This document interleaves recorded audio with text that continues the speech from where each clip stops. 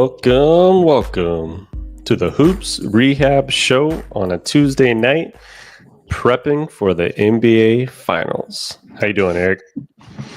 Good, man. Doing pretty good. It's cool to jump on a day that there's no games, and looking forward to going over some of the big news today and getting cracking on these NBA Finals that start in a couple nights.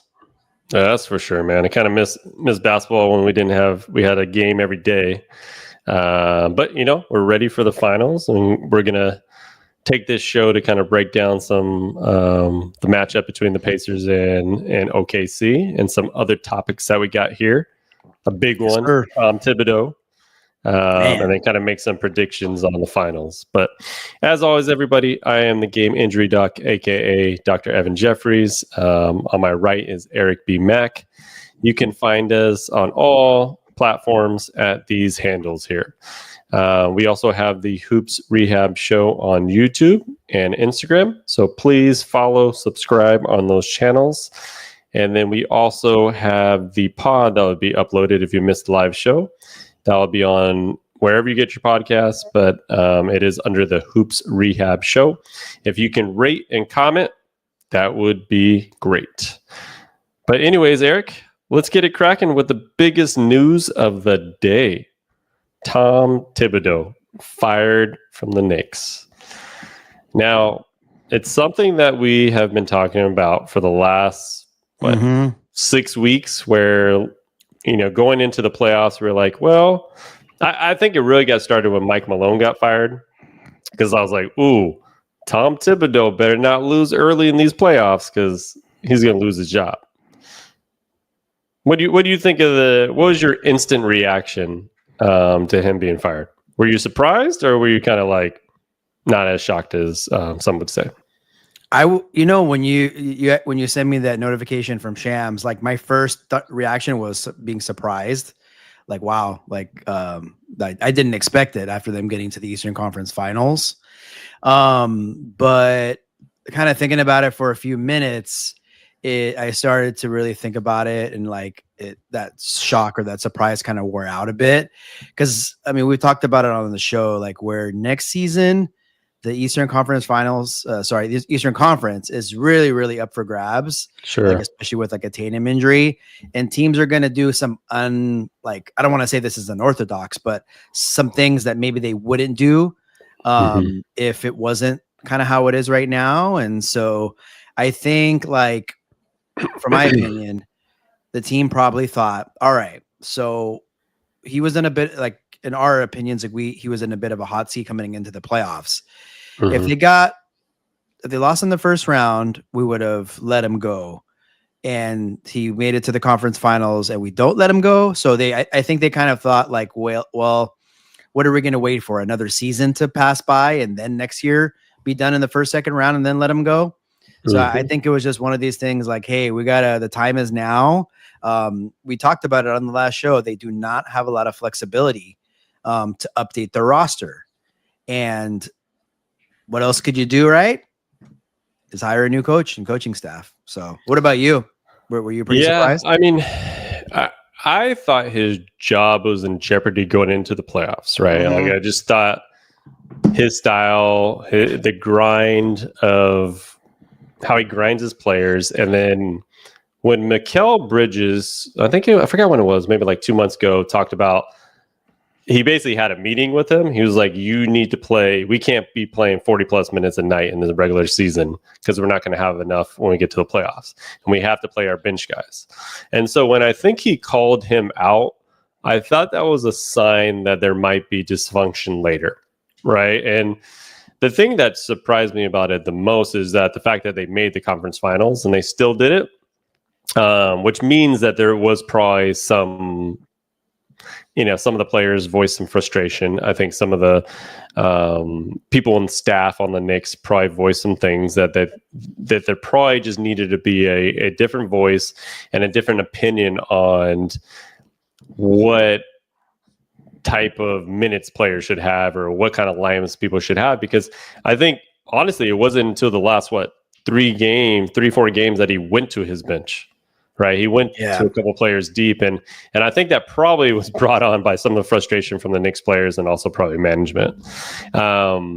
So I'm kind of like 50-50. I was surprised that they fired him because they made the conference finals, but I'm not surprised that he was fired overall because I thought they would go a different direction going into next season. Yeah, he I don't know. Sometimes you have like your real like passive coaches, with like Mr. Hands in Pocket, Darvin Ham, and then you got like these real fiery, like just like kind of like a Mike Malone, who we may talk about in a bit. I feel like those coaches are like the ones that you're like, man, if things start to go sideways, like it's like the I don't want to say an early exit because he's actually been around for a little bit. Sure. All things considered in terms of like, the life of a head coach on a one team these days. But yeah, you're right. I think there was something there with like Mikal Bridges' comments. Maybe what he did the last few games was a little too late.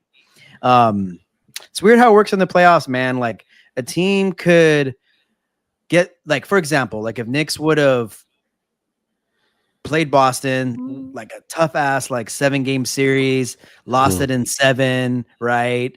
Like you can be like, all right, man, they're almost there. They took Boston to the brink. But then sometimes like they beat Boston, right? And then they just have like not a very good showing against Indiana. And you almost like are like, wow, like was it like a bad thing that we beat Boston and went and played Indiana? And so like I just think like we were saying, like obviously it was unless they probably made the finals, right? I'm sure if they made the finals, I don't think he would have and lost it, let's say.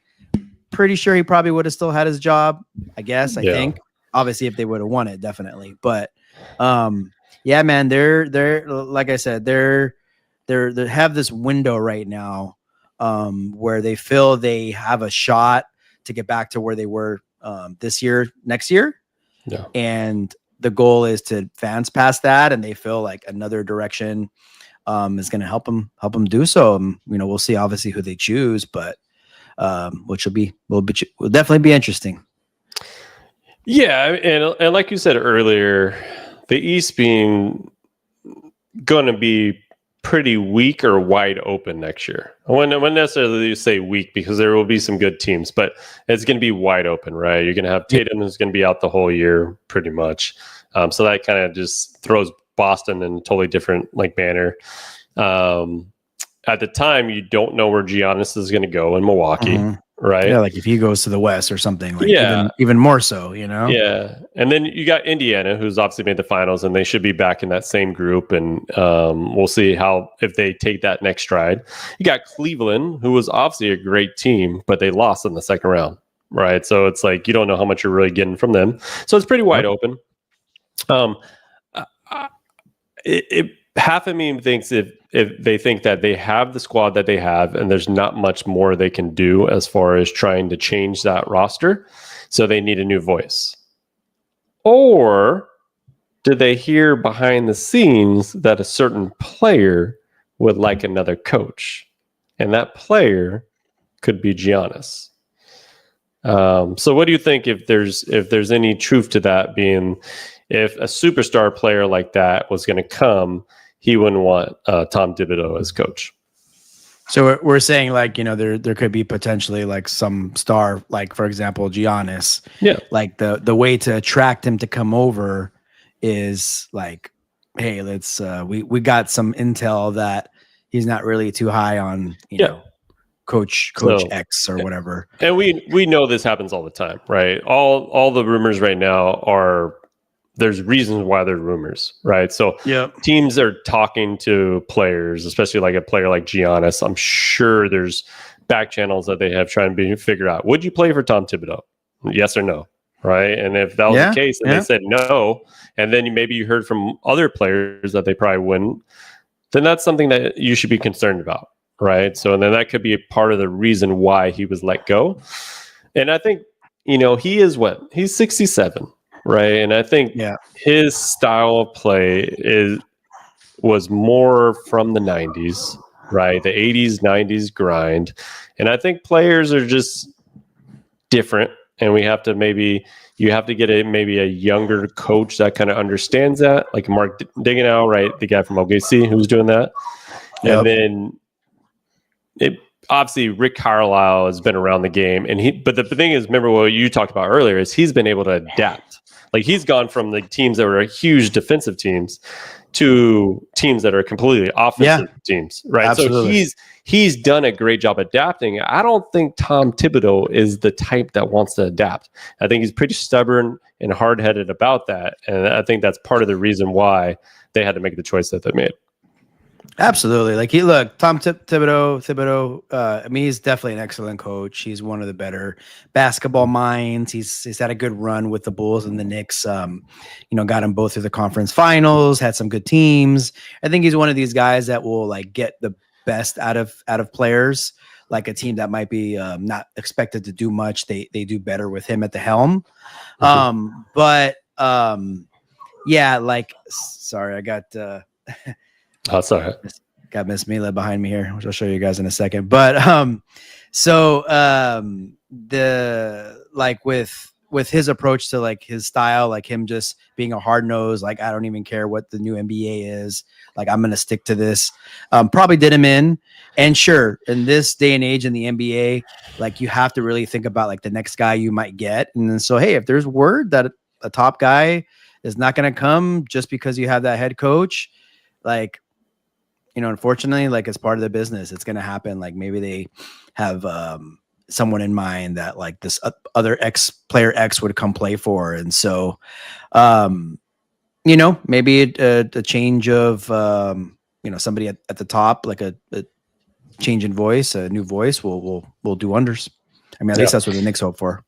Yeah, for sure. And in your opinion, do you think the Knicks can win with the roster that they have?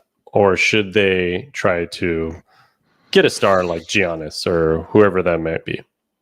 I think, like you'd mentioned Cleveland earlier. So if things stat pat, I could see probably the Cavs being like favorites, pretty big favorites in the East. And so I think the Knicks like could get better on the margins, like we talked about, and have like just as good of a chance as the ones we mentioned, Cleveland, Indiana. We'll see what Boston does. Philly comes back with Embiid and Paul George. Maybe they're, maybe they come strong with Maxey as well. And so, I guess in other words, if they want to just be a contender, I think around the margins, some of the things we talked about, another big, somebody scrappy. But if they want to be solidify themselves as like we are the top dog in the East next year, then go get you a star, Yeah. I would say they would be all in like a Giannis type of player. I just don't know if they have the assets besides giving up some of their players, right? Like a Cat and I don't know, a Bridges or whatever that would be, right? Like I just don't know if they have the capital, the draft capital anymore because they give up so much for Bridges and Towns that they can make it work. I know they have some picks, but I'm trying to think of how many they actually have for that. Yeah, like I remember they had like about 10 or so, and they obviously gave up like 5 for Bridges. Yeah, so they still have some, and then but as we know, when you get a superstar, they're going to have a big salary, so they're going to have to match that to like at least I think like 80% or whatever it is. So yeah, I mean, in other words, they will be trading players to get like a Giannis, Kevin Durant. Ooh.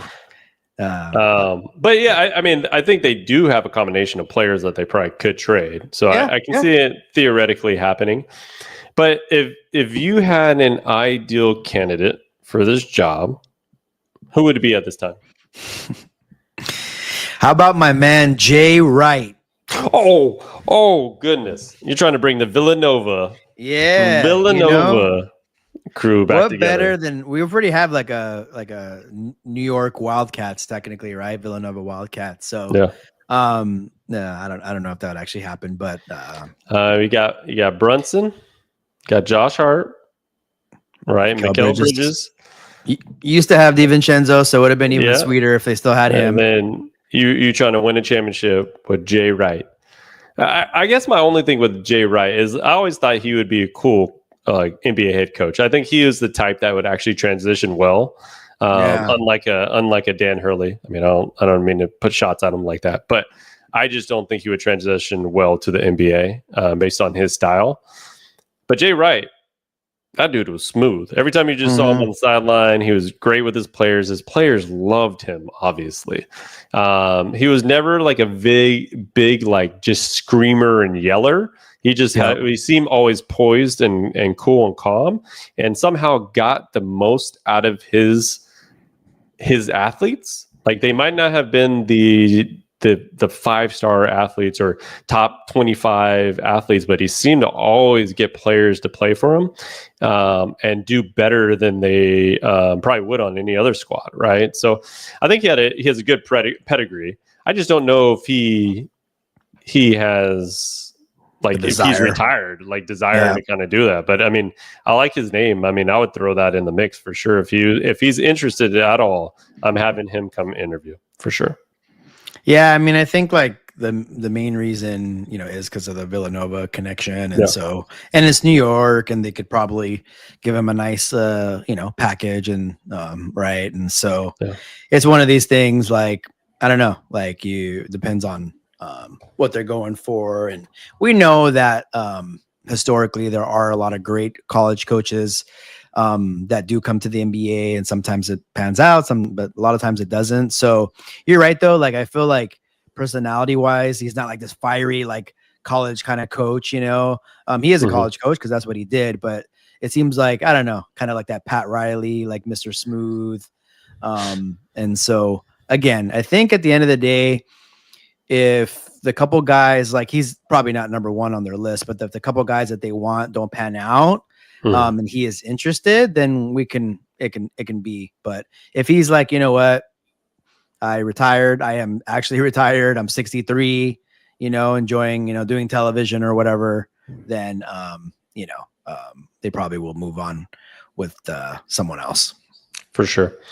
I would say my pick, and I've said this for probably the past month, is Mike Malone. Yeah, that's kind of the obvious. I know that people are going to say, "Oh, yeah, he's a hard ass," yada yada yada. Yeah, that was my thoughts. He's a different type of hard ass, right? Mike Malone just expects a lot of his players, right? So his expectations for his players are super high. But when you look at schematics and what he does on defense and offense, and understands that he needs a bench and plays his bench, I think that's a difference in, like, he's very malleable in that way, where he's like, hey, if this player is playing, like, I'm going to be able to get the most out of these players, or these kind of duos together, like how he got Jamal and Jokic to kind of play together, that duo type of combo. I think he could probably do some wonders for Brunson and Cat in that same kind of vein. And he's a championship head coach, right? And I think that does make a difference. And then if they want to go outside the box, I mean, you're hearing, right, the Johnny Bryants of the world, right? He was a assistant coach with the Knicks for 4 years, and recently with the Cavs this year, that would just be going young, right? You're going with a 39-year-old head coach, and hoping that his philosophy is going to outweigh some of the coaching experience. Because right now you got a team that's ready to win now, right? So it's, to me, that doesn't mesh as well. Like when you go with a young head coach with a veteran-laced team, because this is all veterans, right? If you think about it, right? I mean, they're all been in the league 7 to 10, 7 to 11 years, and they're ready to win now, and they kind of have the talent to do it. So I'm not sure if a young coach like that is ready for the task, but I'm sure he's well qualified for it. So it'll be interesting to see what they do down the stretch. I think them getting rid of Tom Thibodeau was a sign of, like, ready to win now. Yeah. And so you're right. Like, Johnny Bryant seems to have a bright future in the NBA, and he'll get a job, no doubt. And it could be this one. Maybe they're like, you know what, we want we saw, Missoula, right, in Boston. I mean, it's possible. And totally. so maybe it's OKC's like, hey, let's coach, right? I mean, it's yeah, player development. OKC's coach was with them for a while, and he grinds. OKC's And coach. I mean, nobody would have known who he is. I don't know who he was. Like, What's I his didn't name know. again? Like, Yeah. I still can't say his last name. Mark Digganow or whatever. Digganow. Yeah. But like, I thought we didn't were know. going to talk about the Memphis coach again for a second, but Oh God. No disrespect to the Memphis head coach, but I still can't remember his name. Yeah. But it's okay.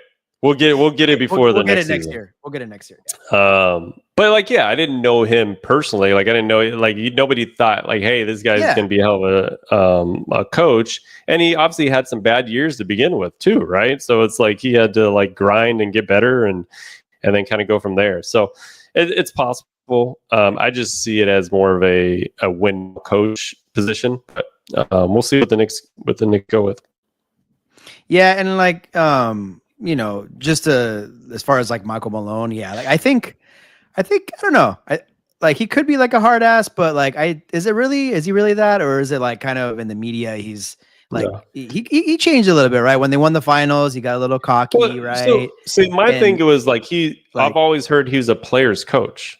Yeah, like there's exactly, no like this hard ass stuff until this year where there's some dysfunction, and that seemed to be more between him and Calvin Booth and the philosophies of probably him losing the players that won him a championship, like KCP, right? So I think like that was more what it had to deal with, and then it just kind of hit a head where everybody was just frustrated and they weren't going to move forward with it. So I think like a change of scenery would be good for him, and he's been. I mean, even LeBron will say it all the time. He loves Mike Malone. Hell of a coach. Like, he played with him in Cleveland and loves his philosophy. And there's no doubt he's going to be a coach again on another team. And to me, no better team than a team that's already laced with talent. Yeah, go get you an Eastern Conference job, Coach Malone, right? Like, you don't need to go to the West. It's just too deep, right? Get you a job there, and I think the Knicks job is for the taking if he wants it. For sure. All right, so big story today, but we kind of wanted to get into that first, and then get into the finals, right? So we got Indiana and OKC, obviously, but we wanted to kind of break down both teams and then just what we see on each team and like how it's going to go. But I wanted to kind of start with just lineups, right? If we just looked at starting lineups with both teams, and I guess we can go through player matchups and just kind of see who has the advantage versus other, right? So we go point guard, shooting guard, all that stuff, right? So we got obviously SGA versus Tyrese Halliburton. Who's winning that matchup right there? Before anything, I wanted to say, like, we don't think the Knicks coaching situation is a bigger story than the NBA Finals. It just, I guess, happened. It just happened. I guess we could have started off with the Indiana Pacers and the OKC Thunder. I'm sorry, no, I had to say that. But no, it's gonna. I think it's gonna be a good series for sure. 5-game series, but hint. But so yeah, like I think. Look, Halliburton. I mean, it's kind of unfair to just have that comparison for him because I think he could do. But hey, it is what it is, right? Let's go top to bottom. So yeah, I think there's no question that SGA is gonna, he's the better player and the more important player in the series for sure. And then we got two kind of defensive players here. We got Lou Dort, right, and Andrew Nembhard. And I think if I were to kind of rate that, I want to say it's closer to 50-50. Yeah. But I would probably still give the advantage to Lou Dort just because of how solid he is defensively and how many positions he can guard versus when Nembhard is a great guard. He can defend the point or defend the shooting guard, but he's not going to guard a big like the way Lou Dort can. So I'm going to give the advantage to Lou Dort on there. So to me, that's 2-0 right now so far. And I imagine Nembhard, he will probably spend some time on SGA, right? I mean, I would imagine for sure. The best probably their best defender is going to be on the. But yeah, you got to go just Dort. Offensively, whatever you can get from either of them is a plus. Yep.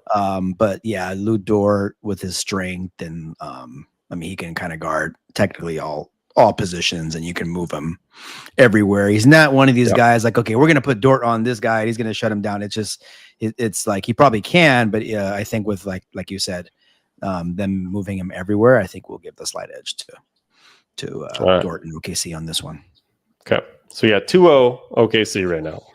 Then we get to the small forward. We got Jalen Williams, right, of OKC versus Aaron Naismith.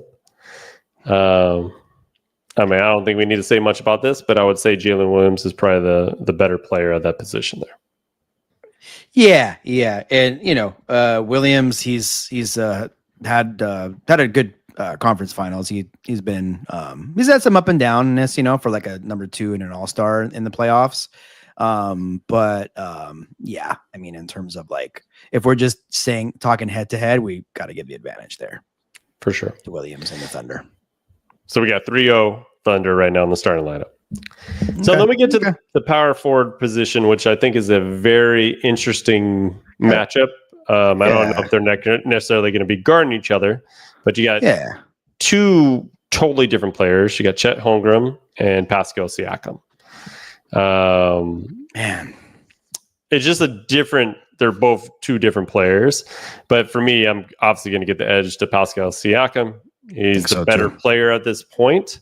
And he's more versatile in what he can do for Indiana at this time.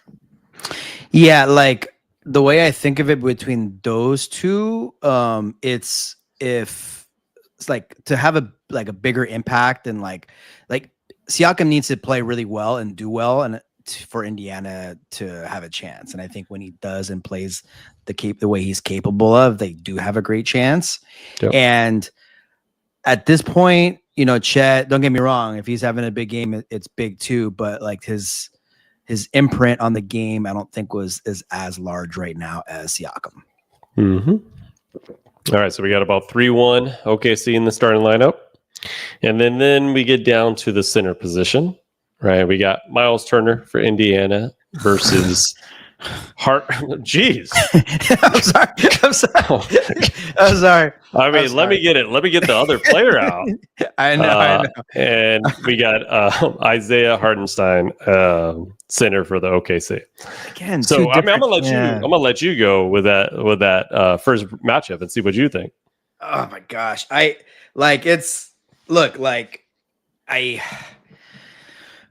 think Isaiah, I think he just has like in terms of skill and scoring and things like that. Like I know, like in the box score, Hartenstein's it's not gonna really show. But again, I'm kind of going by like impact of the game. Miles Turner, I don't know. He's okay, but and I think they need him. I mean, I talked about him. Didn't we talk about him in the conference finals? Like, even though they were playing well, he was the one that just kind of pedestrian. And so I think I'll have to go with Hartenstein on this one. Just impact on the game. Okay. If they play one-on-one, I don't know, but that's different. We're not playing one-on-one. So I kind of see it a little different. I think Hartenstein's impact on the OKC has been great this whole year, and I think that's part of the reason why they've been so successful. I just don't think he's going to get the amount of minutes to make an impact the way Miles Turner is going to make. True. So, in my opinion, I think Miles Turner is going to be more effective for the Pacers, and I think if you had to pick a player to be that, who can win some games for the Pacers, that would be Miles Turner. Like if he has a big game, like a 20-point game, 22-point game, goes off for a couple threes, hits 4 or 5 threes, that's a way bigger impact than what Hartenstein is going to do for OKC, if you know what I mean. So I would put him at advantage for the Pacers on that, but I think it's up to you. It'd be about 4-1 OKC and 3-2 in the starting lineup for me. So yeah, I mean, definitely a higher ceiling with Miles Turner. I just think like we know what we're gonna get from Hardenstein, and Sure. again, it's a little unfair because I know like minutes wise, like they probably won't compare. And so like if you're starting a team, like I get it, you probably would maybe get Miles Turner over him, and so it's just more of like the impact like of the game, and so. But hey, Miles Turner has a chance to, if he has a big game, then that could really be impactful. Yep, definitely. All right, so it looks like about, for me, 3-2 OKC in the starting lineup, which they have pretty much the three heavy hitters for me with OKC. And then for you, it'd be about 4-1, right? Yep. A little advantage in the starting lineup, but both of us nonetheless have an advantage for OKC in the starting lineup.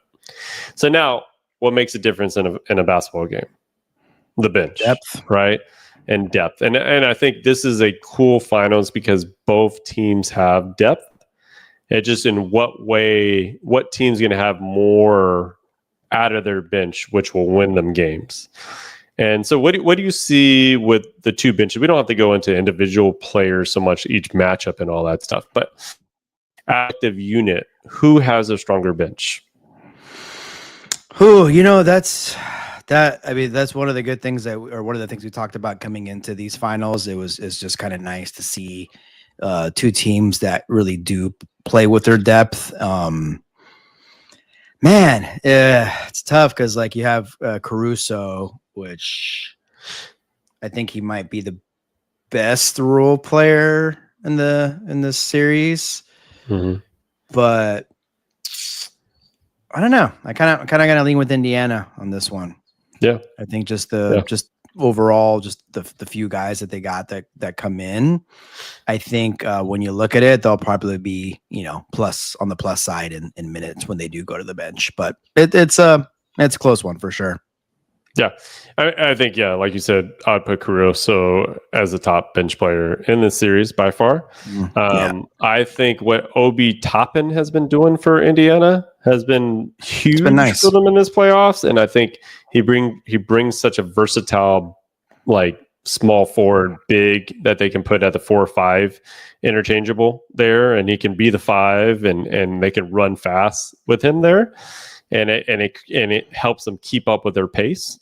And so I think they've done a great job with him off the bench. And then as far as like the other guys, you obviously got a veteran like TJ McConnell, and I think that's great to have. And then you kind of get a hit or miss at a Benedict Mathurin, right? Some games you get a pretty good high, you might have 20 out of them, and in some games you might have 2 or 4. Right, so you're gonna need a lot from him in order for them to be pretty successful in this. And then you got Thomas Bryant, who brings a lot of energy, I think, as a big guy. So I think they're able to throw some bigger lineups compared to OKC. OKC really, when you look at it, they have Hartenstein and Chet, and then they really don't go big after that. I mean, sometimes they will play Jalen Williams.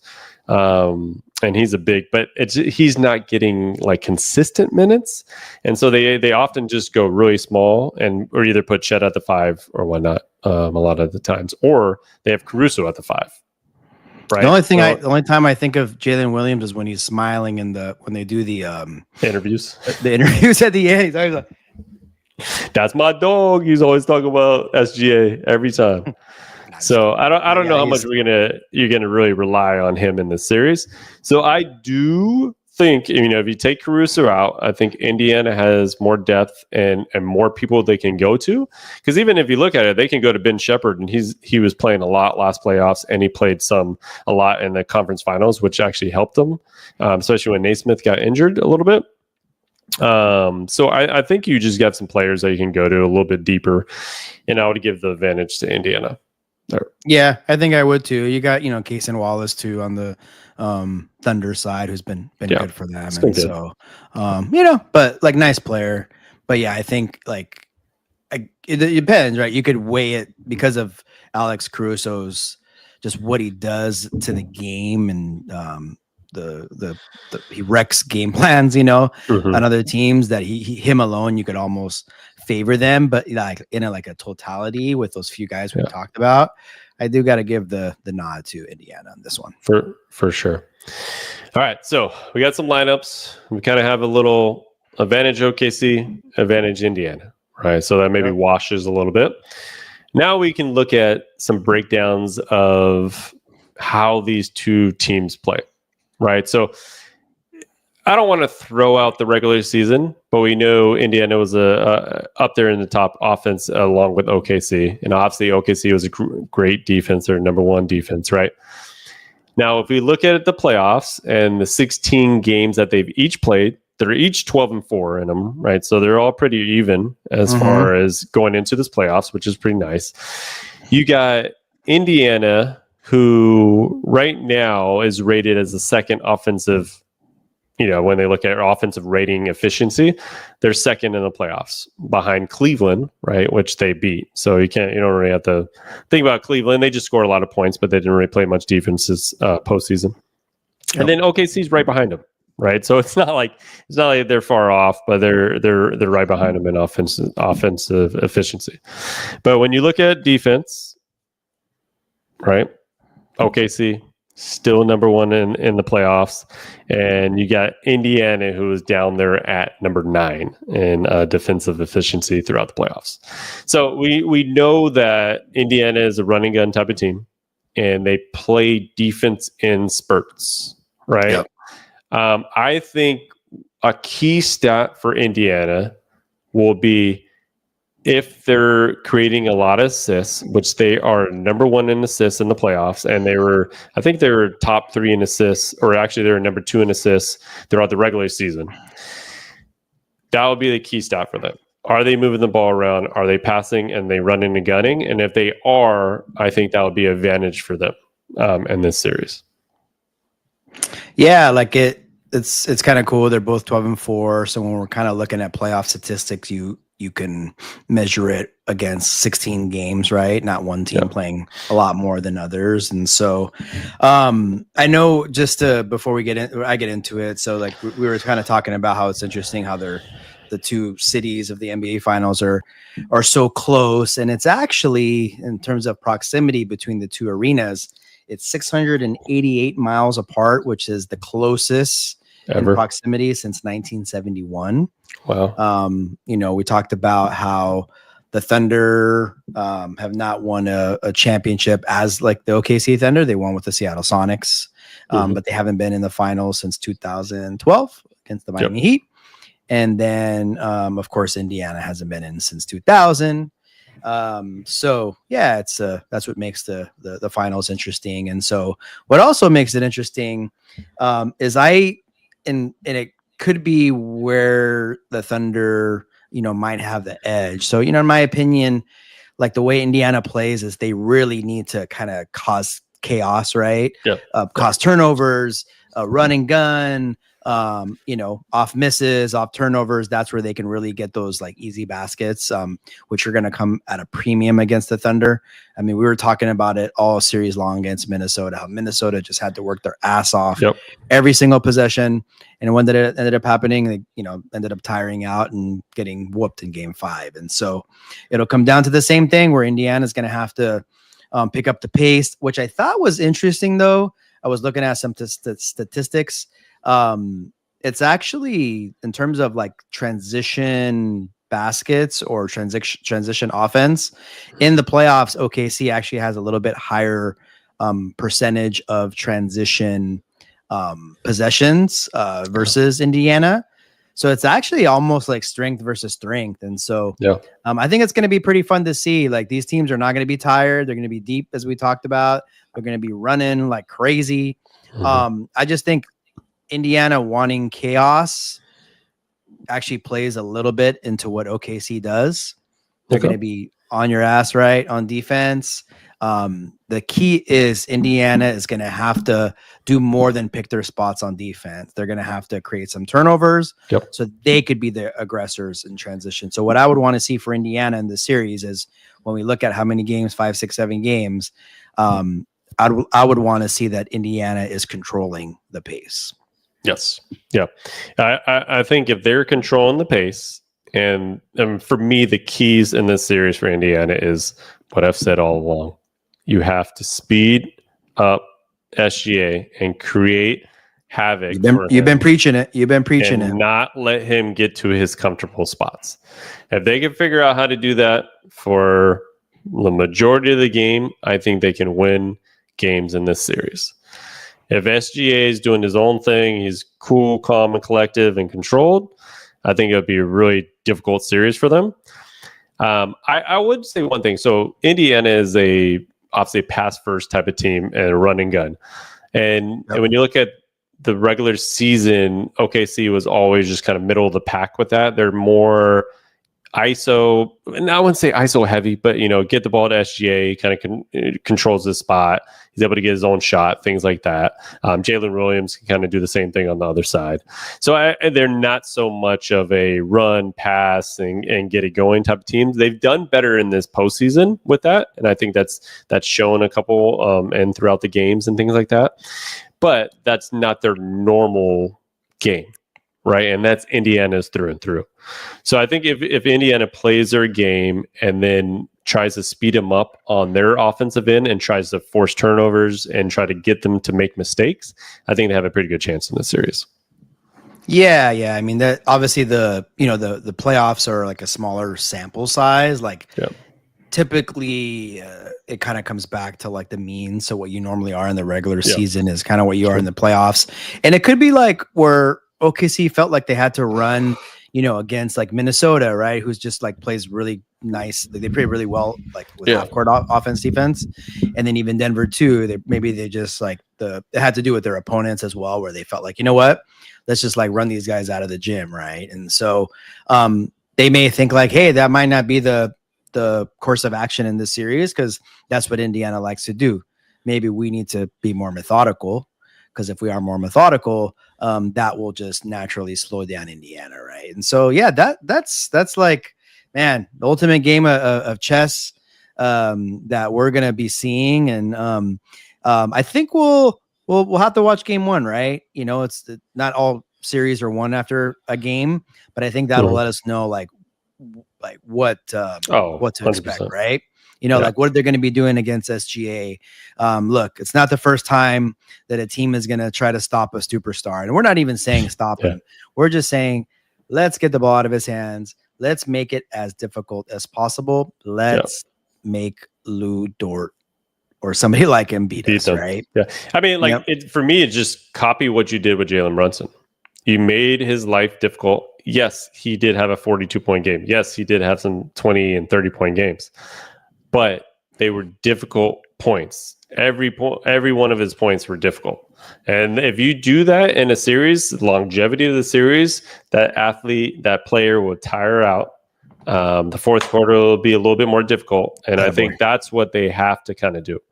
But we'll see what they're made out of and see what they do in game one. Because game one's, to me, I mean, I don't know how many times I got to say it, but if a road team wins a game one, it is such a big momentum thing.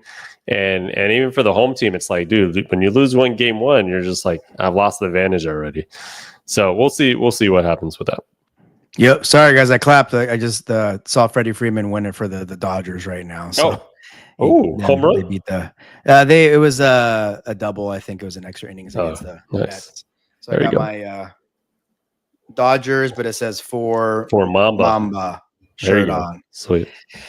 But anyways, so that's I got my Mamba shirt on. Yeah, too. There you go. Speaking of that, we're on the same wavelength with Mamba heading into the NBA Finals, which was one of his favorite places to be in. So we'll see who's got that Mamba mentality, right? That's what it's going to take to win the series. And I know we're going to get into some predictions here, and so that's what we're doing right now. Let's do it.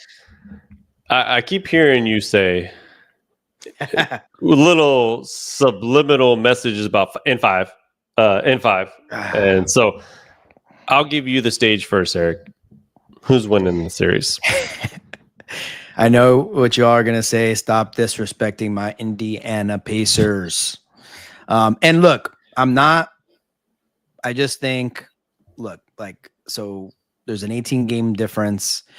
If there's somebody out there, can someone tell me, is this the biggest gap between regular season standings, opponents in the finals? Because I've been looking everywhere and I can't find it. I mean, it's 18 games, so it's got to be up there. But I'm sure both teams don't really care about that right now. But it is to me, kind of a sign, right? It's a 1 versus a 4. I think Indiana has had a nice season, and I think they are well deserving of being in the finals. And then I think they're going to be a worthy opponent. I see a couple games being close. I see them potentially winning one in Indiana. I just think that the Thunder, I think you've said it a couple times this playoff series, like they're a buzzsaw right now. Yeah. Other than some time off that they've had between the last series and this series. So maybe Indiana can catch him game 1, maybe catch him for a half. I just think Indiana is going to finally meet their match, and OKC is a little bit better of a team. And I say, gosh, don't want to be disrespectful. Don't do it, Eric. Don't do it, Eric. Okay, Indiana is going to get 1. They're gonna get 1. Shit. No, I was thinking 6, but here's my thought about 6. That means if it's going to go 6, that it has to be 2-2 going into game 5. Sure. Because OKC is not losing game 5 at home. So that's the way I think. Yep. Sorry, I'm kind of prolonging this, but at the end of the day, I'm going to go with the Thunder in 5, but 5 high quality games. Okay. Got it. Obviously not a bad pick. They are heavy favorites. Look, that's the favorite out there. Like if you look at all the odds, the favorite is for them to win in 5. So I'm not going out on any limb, right? So I will say OKC's run so far has been pretty dominant, so they look like the team to beat. The only thing I would say in this series is if we get more of this playoff Halliburton throughout the series, like I'm talking about, does not disappear, does not have an 8-5 type of game. He can't have one of those in these games. Otherwise, the OKC is just too easy for them.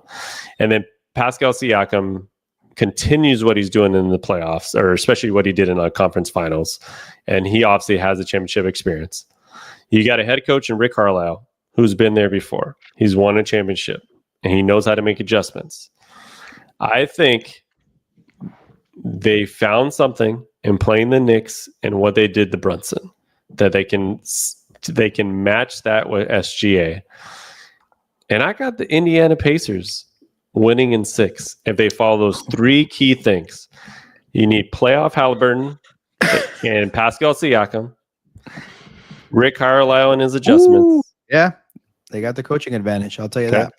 I think. And then creating hell for SGA.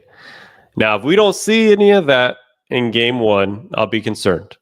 Right. I'm not the type that if they don't get game 1, I think it'll be a little difficult. But I think they still won, especially the first one. And that makes it more of an even series where you kind of get, 1-1, go back to Indiana, and you have some momentum, and you can create that 2-2 or even take 2 at home. But I can see Indiana winning in 6. There you go. Wow, that's a big, definitely a big prediction there. Bold. Rick Carlisle, like he's got to be telling his players he was a big underdog going into the finals when he coached Dallas against Miami, right? Yeah, I was about to say. So that is like it's in his territory, He's done it against a team that was a heavy favorite, and it's like they had 3 superstars, right? And when you look at it, the only thing I would say about OKC, I think they're a hell of a team, but we got to remember they are the youngest team in the NBA, the youngest team in 50 years to reach the finals. So they are probably the most team that's a buzzsaw right now. They're dominating every aspect, but they are relatively young, and we haven't seen them with them against the ropes at all. We haven't seen them push to the limits. And if Indiana steals game 1, I think that puts them in a little corner and has them sit back and realize, hey, are we going to let this slide? Are we going to let this slip? or we're going to actually take advantage of it. So let's see what they're made out of. But I think Indiana, regardless of what happens, I think it'll be a hell of a series, and I think there's going to be some really good matchups and really good games. So definitely, look, like teams are already talking about, or not teams, sorry, the media. Everyone's already talking about the Thunder being a dynasty. Hell, I think we had a segment about that, and so sometimes. You know, they may believe those things, right? And I mean, I like to feel like they're pretty even kill, and they're not really going to be thinking about all that. But it is true, right? It's a young team. You know, they don't have like a Siakam, although I know Caruso, had a championship run, 5 years ago with the Lakers. But it's yeah, like I kind of wanted to go with the 6, in terms of like the 6, but the other way having, OKC winning. Just so I mean, I hope it goes that far. I would like to see a 7 game series. At least it would make it interesting. But yeah, for Indiana's sake, I mean, we know how it is. It's not a surprise. They got to get one of the first 2. And I think it's game 1 if they are going to get it. Sure. And we'll see. We'll see after Thursday night. Again, I don't think it's going to be won or lost in that series, unless that's something like New York, right, where they had like a 13, 14 point lead with a few minutes to go. That's a different story, as we talked about before. But yeah, man, should be fun. I hope it's. I mean, I know it's not going to do huge numbers, but at the end of the day, that's a little bit overplayed. I mean, the NBA signs these contracts with these networks well before any of this happens. So it's not like they're going to take money away from that. So in the short term, it really doesn't do anything. Maybe long term it does, I guess, if like this is going to be our finals every year. So, just a quick comment on that it is a little bit overplayed when they talk about ratings, because NBA has already been paid. So that's that. Yep. And I'll conclude with this with Indiana. They have won every game 1 so far in the playoffs. The last 2 rounds have been on the road. So they beat Cleveland and they won the first 2, right? Every series. Yeah, they won. Yeah, they won first 2. So I mean, I was just giving them the first game, but they've done the first 2 in both series, right? So the last 2 series have been on the road. And it was against a dominant Cleveland. Going into it, you think Cleveland's the number 1 team, and then you think New York was heavy favorites in that series as well. So I don't want to underestimate them. I do think they have some momentum and they have some confidence now. So just remember, they've won every game 1, so or at least 2 games in the first 2. So there you go. I know. So we'll see. And I think I was gonna say Thunder, if they won, they lost game 1 against Denver. So I mean, we'll see what happens. For sure. And then let's see. Lastly, I kind of want to get into LeBron's podcast, Mind the Game, and Steve Nash, and they had a guest on there, Luka Doncic. So they didn't release the second part yet, but I kind of want to get into just one topic that they talked about. Well, besides what Luka had also said about LeBron, where LeBron shows up 10 hours before a game, and he's already done with the workout before he even gets there. So I hope Luka takes some of that and uses some of that as motivation, that obviously LeBron knows how to prepare. LeBron has been doing this for a long time and maintaining his body. So I hope by osmosis or whatever it is, Luka realizes what he needs to do in the offseason, what he needs to do during the regular season in order to maintain his body and keep in tip-top shape. So hopefully he's getting a little lesson of that, and I'm sure they've had conversations in the past or in the present right now talking about it. Yeah, I mean, it can't hurt. I think if Luka can get to 40, 50% of what LeBron is in his work ethic, and so it's not going to take 100. Like you can't, not everybody has that mindset, right? Not everybody's has a plan to play until they're 41, 42 years old or whatever the hell he's going to be, right? So, yeah, but if he can get 30, 40%, 50% out of it, then us Laker fans will be happy. For sure. So yeah, what they got into, I thought was kind of interesting and kind of on brand for the Hoops Rehab show, is that they talked about Luka actually has a foundation right now where he's actually conducting research, which was kind of cool, in both Europe and the USA on youth basketball. And the research is basically trying to find out why, well, number one, what's the difference between Europe and USA? Like what they do with their youth system, the AAU system versus kind of what Europe does. And that usually has to do with more practices. Europe has a lot more practice and less tournaments and games versus the money grab that USA has, where it's all about the games, it's all about the tournaments, and it's all about a money grab. So that's number one, right?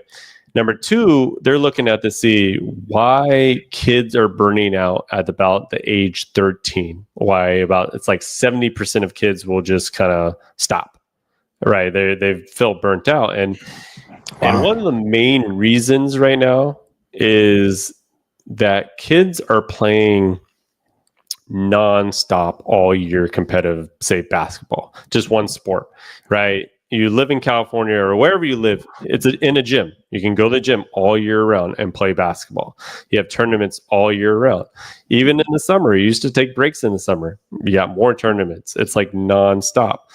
And what, LeBron and Luka were talking about is that one thing is missing is just informal play, like just going out on the street and playing basketball. Like go play a pickup game, go play flag football, go play football on the streets, go play soccer. Just different sports, and the variety of that I think is what's missing. And they brought up great points on it, like because that's I think a big issue in the youth sports today. Oh, that's amazing. I mean, we've been kind of talking about how our game, right? Our game, the NBA is definitely slowly turning into its stars being international. And so it's got to start. Something's right. There's something going on there. Not saying it's good or bad, right? But it is an American sport. The game is played in the US. And so that is like very interesting. And I can see where in the past, like you have like all these really good NBA players and they talk about how, they played baseball growing up or they played football growing up. And there is something to say about being fatigued about playing the same sport. You could get fatigued, I guess, from playing different sports, all year long too, right? Maybe there is a need of a break, but when it's the same sport, and it's so high level that these tournaments are just, like you said, cash grabs. And there's such, maybe the thought is that they are in these like high stakes situations so as they advance, like those big moments are going to not seem as big. But at the end of the day, they're kids, man. Like, 10, 12, 11, 12, 13 years old. Like there is something to say, like there needs to be more practice, right? That's the way you work on your craft, going out and playing with your friends, right? There's only so much you can get value. You can get value in games, but not as much as practice, I think. Yeah, for sure. And I would challenge everybody, even in the audience, like if you have a kid in youth sports and they're in a competitive team, when's the last time you've gone outside and just like had them play for free? Like just go to the park and go pick up a ball or just go meet some friends and play, right? Because the people I know and even the athletes that I work with, they don't do any of that. Their weekends are full of tournaments. They're practicing 24/7 during the week. And there's not, and then now you get into like, they have trainers at 13. They have, sorry about that. You right? Yeah, I'm good. Got choked up for a second. Yeah. They have trainers. They have physical therapists. They have all these body experts. It's like too much. Just go out and play and be a kid, right? And I think one thing Nash actually brought up, he said in like they've had MRIs of players coming into the league now.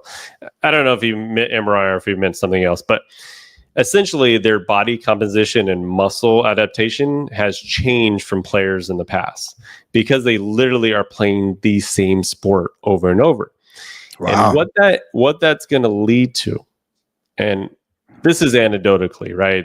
There's obviously more research to be done, but we're seeing a rash of injuries in these players in the league, right? We're seeing that people that shouldn't have Achilles tears this early have Achilles tears. Jason Tatum, right? Like 26, 27 years old, having an Achilles tear. Shouldn't really be an issue. That shouldn't be a thing, right? You're seeing more and more injuries, overuse injuries. And I think half of it has to do with they've specialized and focused on the sport from such a young age. That's all their body knows. And back in the day, it used to be like, go play football, go play baseball. You've learned different things and your brain understands that. Your body understands that. And that allows for movements that might be out of the ordinary on the basketball court, but you've done that in another sport. And that's why you can adapt and usually don't get injured if you've played other sports, because this is not a foreign movement on the court for you, right? You get what I mean? So it's like some things can translate. Like if I played soccer, if I played baseball, there's certain motions that I'm going to do in that sport that can translate to your sport. So it doesn't mean that you have to completely focus on that. And most of these athletes, the top athletes, have played multiple sports growing up, right? So a lot of times they are the best athlete, right? They're able to adapt and do certain things. I just think there needs to be more of it, and there shouldn't be such a focus all the time on these tournaments. Great points. And I think to say it too, it's not just isolated to basketball, right? We see in baseball all the Tommy Johns, that surgeries and all the different things that are happening. And so basketball is not the only sport that has more injuries. It's kind of across the board. And I would imagine it's the same thing, right? Those baseball players, that's all they're playing, maybe even football. And so, such good points where it may not seem like it at the time, right? You think like, hey, my son, my daughter, their best sport is whatever, right? Basketball. Like I want to hone in on, or, I want them to hone in on that sport because that is what they're the best at. And that's what's going to take them further, right? Or whatever. Right. And so, man, such good points. I think like, we're not here to, teach parents to do different things, but like it is something that I think everybody should think about. I don't think it's a coincidence that we're seeing all the injuries, all these Achilles, for players at a young age, the European players being really our top players now in the game. And so it's gotta be a change. And hopefully these things that LeBron and Luka and Steve Nash are doing, like they're not gonna, at the end of the day, like not many people are gonna listen to us and change. It's gonna be these top athletes that are gonna talk to the kids and talk to the next players of the future. Yep.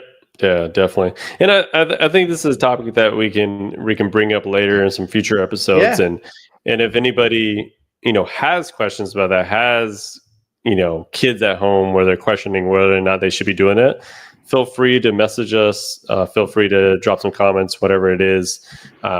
We can get into some of these topics on some episodes in the future, because I do think it's important, and I think it's going to be an important topic, especially as we get into these seasons and these players that have specialized in these sports, and those kids are getting into the professional side, and see what that looks like kind of moving forward. Absolutely. We know we obviously like to cover in-game action, and that's what we'll normally do, but something like this is like super important to talk about. I look forward to the round 2 discussion of with Luka and LeBron and Steve Nash, because at least that first segment was all good stuff. And looking forward to number 2. All righty. So we got the NBA Finals on Thursday that we'll all be tuning into. And then the Hoops Rehab Show will be doing a live show right after the game. We'll kind of catch you up on the game and what we saw. One thing I will say before we leave is I'm glad we're not going in with any major injuries of any major players. So we didn't have any something happen segments today. And I think that's a good thing. And I hope we don't have to deal with that during the finals. But anything else, Eric, before we get out of here? Other than good point. It is nice that we're not going to have a watered down series, because like knock on wood, seems like pretty much everyone's healthy. Let's hope it stays that way. But obviously, if there is anything of note that we got to talk about, we will. And so, yeah, other than that, see you guys after game 1 of the NBA Finals. Super excited about it and hoping for a battle. All right. Until then, guys, like always, the Hoops Rehab team is out. Peace out, guys. Peace.